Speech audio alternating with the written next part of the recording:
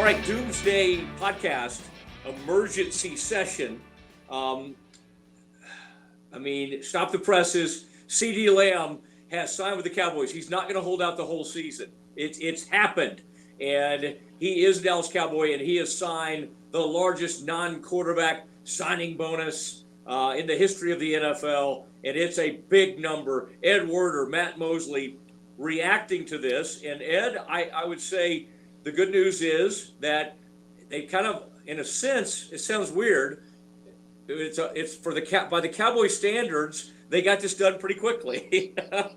Well, I would say that they've lived up to their reputation or down to their reputation by signing CeeDee Lamb to a top-of-the-market deal, just before the start of the NFL regular season. He's been holding out in this contract dispute, obviously. And, just circumstantially, it reminded me a lot of Ezekiel Elliott's situation in 2019, because in both situations, the Cowboys head coach at the time, Mike McCarthy now, Jason Garrett then, were being forced to coach the final year of their contracts and feeling it would have been unfair to them not to have arguably their best player for week one.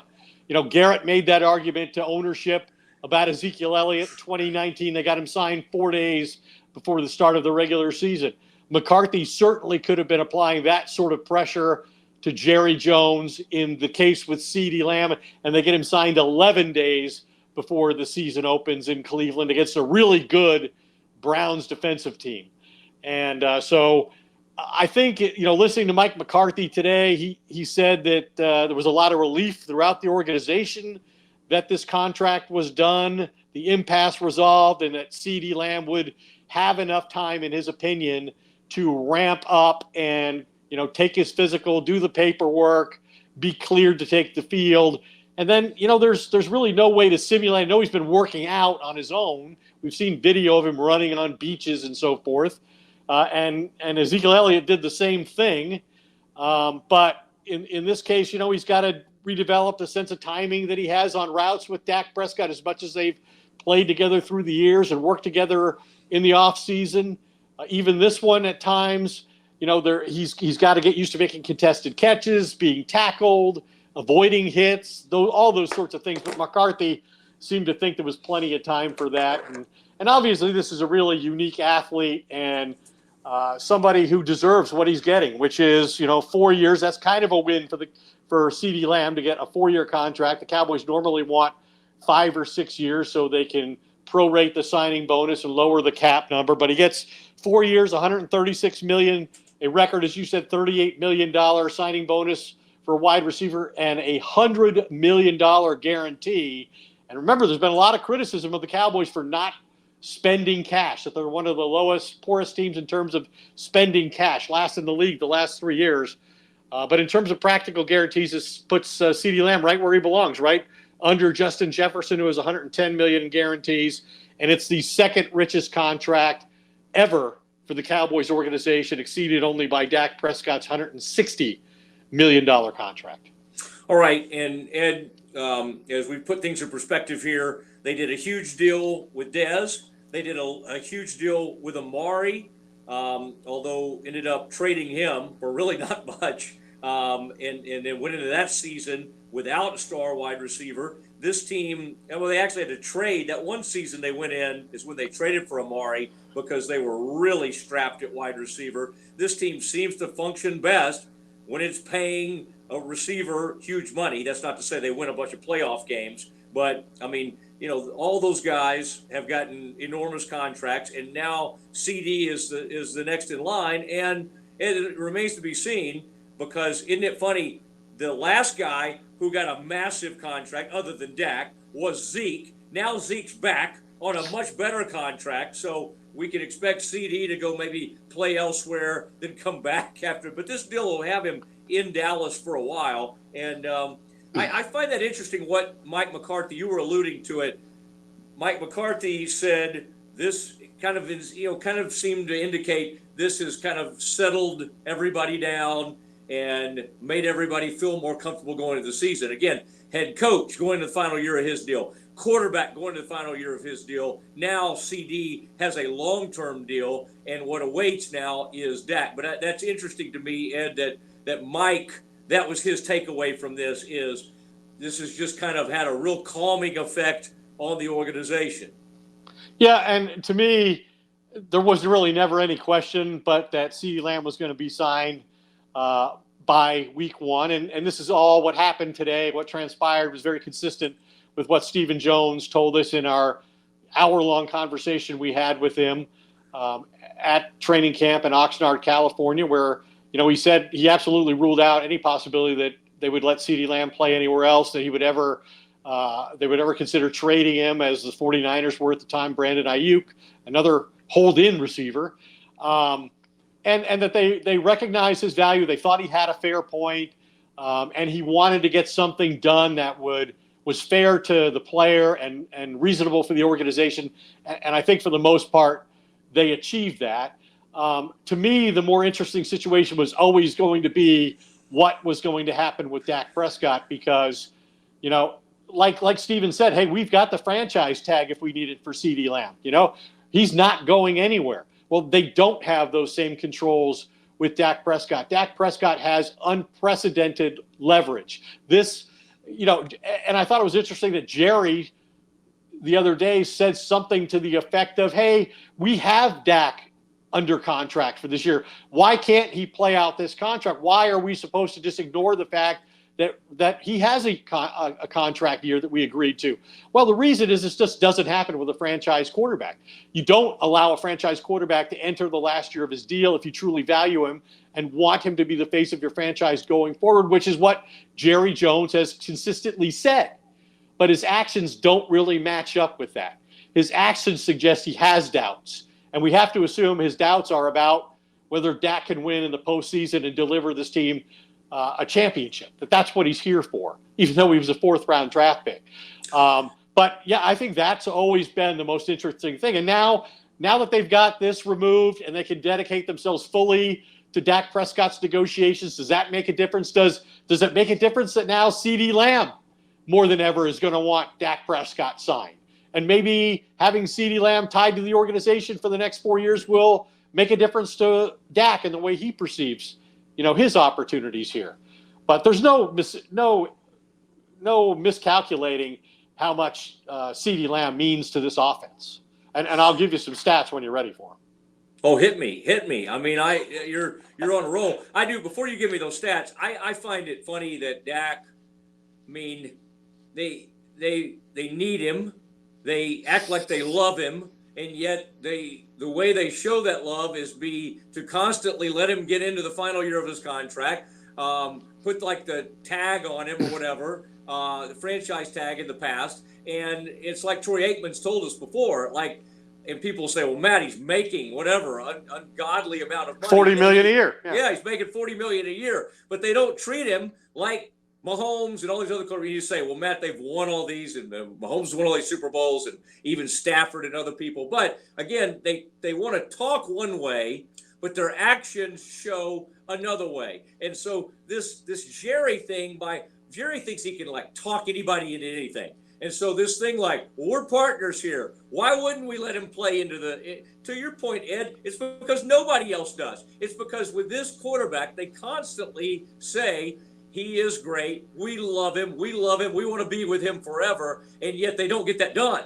Yet, and to your point, the only thing you can be left to believe is they don't deep down truly believe in him. They would like to see him, do it in the postseason. And what would happen after that? Well, he would have even more leverage, and he might still walk, as you pointed out. I don't think he would. I think even this year, if they get on a huge roll and he's doing well, I could see Jerry get caught up in all of this and go back to his agent and go, let's get it done now. I think at that point, what would Dak say? No, sir. No, sir. We're on a roll. Romo had one season like that where he got on a big roll, and what's funny is I can almost remember this. The contract he wanted was Mark Bulger money. Mark Bulger, who is Mark Bulger? Used to play for the Rams. Got a huge deal with the Rams. That was what Romo and his agent were pointing toward. So anyway, we'll see where this. Now, do you have some numbers for me? Yeah, and just to finish your point, when we were talking to Stephen Jones at training camp, I thought the most interesting thing he said relative to the Dak contract, and like I said, I think what Jerry said was kind of preparing the public for, hey, we don't be alarmed if we don't sign Dak Prescott before the season starts or during the season, almost as if this was always the plan. But what Stephen said about, we don't feel like we have to overpay and buy Dak's final year to prevent him from becoming a free agent, to see what else is out there, that we view this as a partnership, and nobody wants to win a championship with Dak more, than me and Jerry. That's Stephen Jones talking, not me. But just to clarify. And that point was interesting that he made to me. Now, what we don't know is we don't really have a sense of how Dak feels about all this. I don't know that he has ever – I mean, he talked in the offseason about, hey, I want to be here. I have an obligation to other quarterbacks, right, to reset the market if I can, is basically what he said. And he said, other quarterbacks have gone on to play other places. I mean, Joe Montana, Peyton Manning, pick a guy. Mm-hmm. All the Aaron Rodgers, Brett Favre, they all did. They all went and played somewhere else. So he seemed open to that if that was the outcome too. But as far as Dak and the importance that CeeDee Lamb holds for him going into the start of the season, last year CeeDee Lamb accounted for 32% of his team's receptions last year. That's the highest rate by any player in the NFL. And then I think these two stats really point out. Now, he put himself obviously in great position to negotiate because he had the greatest receiving season in Cowboys history with 135 catches, 1,749 yards, and 12 touchdowns. And there are 27 different quarterback receiver combinations in the NFL that have at least 250 targets since the start of the 2020 season. Dak Prescott to CeeDee Lamb combined for the highest total QBR of that group. Higher than Aaron Rodgers, Devontae Adams, higher than Justin Herbert and Mike Williams, higher than Tom Brady and Mike Evans, higher than Patrick Mahomes and Travis Kelce. I mean, pretty remarkable. And then, last year I said he had 1,749 yards. That's 988 more receiving yards than the next closest Dallas player, which was tight end Jake Ferguson at 761. That's the biggest gap in the NFL between a team leader in receiving yards and his next closest teammate, 203 yards more than Tyreek Hill and Jalen Waddle of the Miami Dolphins. Wow. That is one of the many reasons why we have separated ourselves from all Cowboys podcasters. Just stats like that, good information. And I will say, Ed, that one person that Cowboys act like they want to be partners with Dak. Well, one of the guys they needed and Jerry was rooting for like crazy was Trey Lance. Oh, we gave up this pick, but what if Trey Lance is? What if he's something? What if that? And he responded with 5 picks in that game and really kind of probably hurt his chances moving forward, although he'll likely be on the roster as we get ready to see those things. Ed, you were at the game. What did you make of Trey Lance's performance? Described him as a ascending young player who's going to have a bright future in the league, and Jerry was guaranteeing him a spot on the roster. Only in Dallas could that be the reaction of the two most influential people in the organization when your young quarterback that goes out and throws 5 picks and has 2 fumbles. And yeah, I mean, I guess from the Cowboys' point of view, I think the preseason was great in terms of they got to really invest it all in Trey Lance. They got to see what he is and isn't capable of. And after a full year of being in Mike McCarthy's quarterback school, which he takes a lot of pride in, thinks he can really develop young passers, I think they had to be disappointed by, so the thing that bothered me the most was he threw interceptions and let the ball go in situations where it wasn't just a jeopardy. Like there was almost no other possible outcome than the ball was going to be turned over. He didn't seem to be seeing the field. He was either predetermining his reads or making poor decisions. He's not terribly accurate. He's an exceptional runner. And I think the only real value he has this season is if Dak were to be injured for a prolonged period of time and you're starting Cooper Rush, who's already shown you that he can execute the offense and win games. Maybe you have a package of plays then for Lance as the number 2 to feature some of his mobility and his, unique running ability that Dak possessed when he came into the league as a dual threat quarterback. Maybe this is when you need your old buddy Bill Polian to show up and say, hey, play him at slot receiver. It is Emergency Doomsday Podcast. Cowboys signed CeeDee Lamb, and Ed and I are traveling around doing a bunch of stuff, very important things, I might add. Ed, that thing you were quoting Jerry saying, did he leave out the profanity when he was talking the other day? I saw somewhere he made some quotes with our old buddy Clarence Hill, and Clarence left quite a few F-bombs in there. I'm going to have to take a peek at that. But Ed, I think that Cowboys, here they go. It's they've got the full complement of players. There can't be really any excuse. It's like, they're young on the O-line. Some coaches get saved by having rookie quarterbacks. Some get fired for having rookie quarterbacks. Cowboys have veteran quarterback, veteran great wide receiver, two very accomplished wide receivers, an excellent young tight end, very young O-line, but a talented O-line. And at this point, with CeeDee with a hay in the barn, or whatever you say, I'm not really much of a farmer. I came from a country town. I don't think there's any excuses for Mike McCarthy or anybody. I mean, it's go time for these Cowboys. Well, this will be the first time if they start Cooper Beebe at center and they start Tyler Guyton, their first-round draft pick at left tackle, as we all expect. It'll be the first time since 2011 that they've started 2 rookies on the offensive line. And, as much as they talk about wanting to be able to run the football, I'm not sure they have that ability at running back. It's interesting to me that 2 years ago they decided Ezekiel Elliott was finished, right? And they cut him. They let him move on to the Patriots. He has a bad season with the Patriots, which was a horrible offensive team, but he has a bad season statistically with the Patriots. The Cowboys bring him back and treat him like he's a crown jewel now. Like, we can't put him in the preseason games. We can't evaluate him. We don't want to assess where he is now in his career. If we can count on him as being our lead running back, I mean, we can't take that risk. We can't lose this guy. I think he does have value in terms of his leadership and in the locker room, short yardage, goal line, where they were terrible last year running the football. I think he does create some value there. But I think that's an interesting dynamic is, can they run the football? Then, we saw them remake their entire defensive line the final week of the preseason. They signed 3 defensive linemen. They signed 3 veteran defensive linemen or traded for a couple of those guys. Obviously, they didn't feel comfortable with what they had inside. So Mike Zimmer, the personnel department, goes out and gets Mike Zimmer some personnel that he thinks he needs to run his defense. And then the bad news the other night, they lose DaRon Bland. The Cowboys led the NFL in defensive pick sixes last year, and all of them were DaRon Bland. He had 5, an NFL record.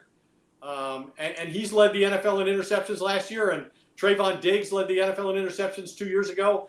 Everybody was looking forward to the fact they had 2 really good young corners, and now they don't have DaRon Bland, and you've got Trayvon Diggs coming back from missing almost a full season with an ACL early in the season. So they could be compromised at corner if they can't generate a pass rush. Ed, my hair's doing stuff that's shocking even me as I try to get it under control. Yours is fine. Yours looks fine. I've got an attended event tonight. I'm just thinking this is not going to be a good look. Might want a hat. Get a hat. Yeah, I need to get my Travis Matthew hat. In fact, I got a big conversation coming up with one of our buddies, Danny, from Travis Matthew. That's exciing. I got my Travis Matthew shirt on. Yeah, and I got the black Travis Matthew. I mean, we'll sing and dance, whatever they need us to do. We appreciate Rogue Media Network. We appreciate Drop of a Hat. We needed to do an emergency podcast. We've been traveling a little bit and everything, but we wanted to get together, get you something. And, of course, once this season starts, every game will have and as needed, we'll have even more Doomsday podcast. It is Mosley. It is Werder. That is our reaction. By the way, Ed, it made me laugh thinking about the fact that these like 4th and 5th like receivers. Usually it's like which receivers are going to make the team. Those guys wouldn't even get on the field for the Cowboys. I think Flournoy or whatever his name, I think he's confused. I think he thinks he's like the number 2 receiver for the Cowboys. He's had so many snaps.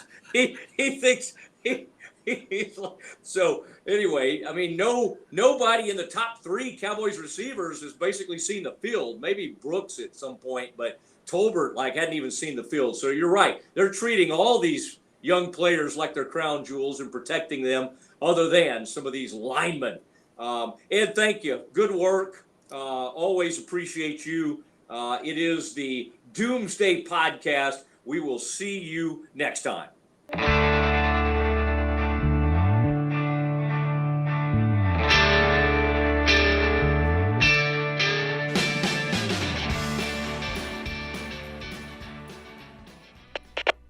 We are Rogue Media Sports.